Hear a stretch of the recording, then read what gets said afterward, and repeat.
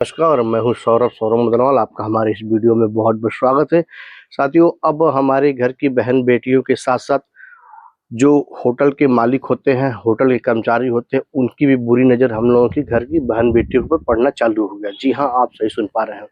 अगर आप चाहते हैं कि अपने घर की बेटी को या अपने घर की बहन को किसी होटल में स्टे करा दे, या उनका एग्ज़ाम सेंटर दूर चला गया है, मजबूरन उन्हें रूम लेना पड़ता है, तो लोग जा कर के होटल लेती हैं और वहाँ नाइट स्टे करती हैं और सुबह जो है कि अपने कार्यों पे चल जाती हैं। जी हाँ, घटना सही आप सुन पा रहे हैं। यानी बिहार के पटना में बेगूसराय से पिता और उसकी पुत्री पुत्री का एग्ज़ाम होता है, बेगूसराय में जाती है और जा कर के पिता और पुत्री दोनों एक होटल का कमरा लेते हैं, क्योंकि एग्ज़ाम जो होता है वो एक दिन बाद होता है। दोनों जा कर के एक होटल लेते हैं। होटल लेने के बाद नाइट स्टे करते हैं। उसी नाइट स्टे के दरमियान होटल का एक कर्मचारी घुसता है। यानी उनके पास 2 चाबी होता है, एक चाबी जो लेता है उसके पास होता है और एक चाबी जो जिसका होटल होता है मैनेजर के पास होता है। और कर्मचारी अपने पास से चाबी खोलता है और चाबी खोलने के बाद घुस जाता है उस लड़की के रूम में, जिसमें कि पिता और पुत्री दोनों गहरी निद्रा में सोए होते हैं, यह जानकर कि हम होटल में सोए हैं तो हमारी बेटी सुरक्षित है और हमारा सामान सुरक्षित है। पर पिता को क्या पता होता है कि नहीं, वो होटल वाले ही दरिंदे निकल जाएंगे, हमारी बेटी की इज्जत के साथ खेलना चाहेंगे। जैसे तैसे लोग उठते हैं, उठने के बाद हल्ला करते हैं, कौन कौन कौन, तो होटल का कर्मचारी कहता है कि भाई मैं हूँ, मैं यह देखने आया हूँ कि आपकी बिटिया किसके साथ सो रही है, कहीं आप लोगों का तो गलत संबंध तो नहीं न है। पर जब इसका पिता जल्लाता है, कहता है कि नहीं ये मेरी बेटी है, तुम कौन, इतने में क्या करता है कि वो कूद करके फांद करके होटल से भाग जाता है। और पिता और पुत्री दोनों का हालत जो है कि बहुत बुरा होता है। आते हैं रिसेप्शन पे, पूछते हैं कि भाई एक लड़का हमारे घर में हमारे रूम में घुसता है, घुसने के बाद हमारी बेटी के साथ बदसलूकी करता है, वो लड़का कौन है? होटल का मैनेजर कहता है कि भाई मुझे ये चीज़ें नहीं पता है।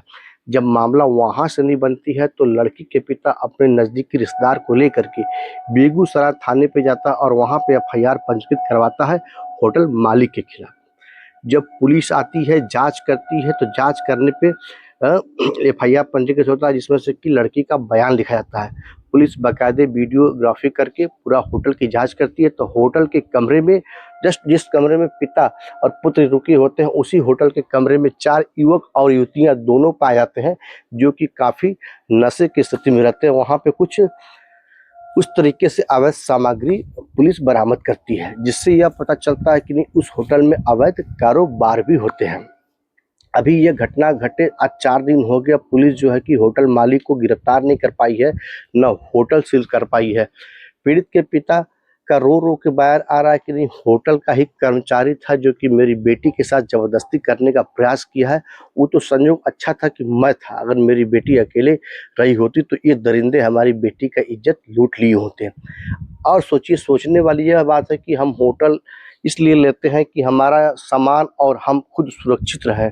यह घटना बिहार के पटना का है, जहाँ के अभी नए-नए मुख्यमंत्री साहब हुए हैं। साथियों, हम आपसे बताना चाहेंगे कि अगर आप जिस प्रकार के भी होटल लें या छोटे भी कहीं भी देख कर के आप रूम ले रहे हैं, तो सबसे पहले उसकी जानकारी अगल-बगल से कर लें कि वो होटल किस प्रकार है, वहाँ पे हम सुरक्षित हैं कि नहीं, हमारा सामान सुरक्षित है कि नहीं। यानी पटना में अभी तक तो हॉस्टलों में जो है कि लूट-पाट होती थी, रोड पे लोग चैन स्नैचिंग करते थे, दिन दहाड़े गोली मार देते थे।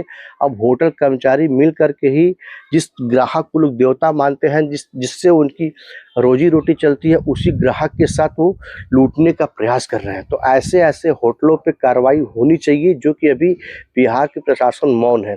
और जब पीड़िता के पिता को पूछ रहे हैं कि भाई यह होटल किसका है, तो होटल के मालिक कौन है, तो अगल-बगल के लोग बता रहे हैं कि भई यह होटल जो है बहुत बड़े व्यापारी का है, जिसका कि नेता से संबंध है। अभी तक जो है कि पीड़िता का 164 का बयान हो चुका है, अभी तक होटल सील नहीं हुआ है। तो उम्मीद करते हैं साथियों आपको हमारा वीडियो अच्छा लगता होगा। तो मित्रों, मैं आपका सौरभ मुद्रवाल।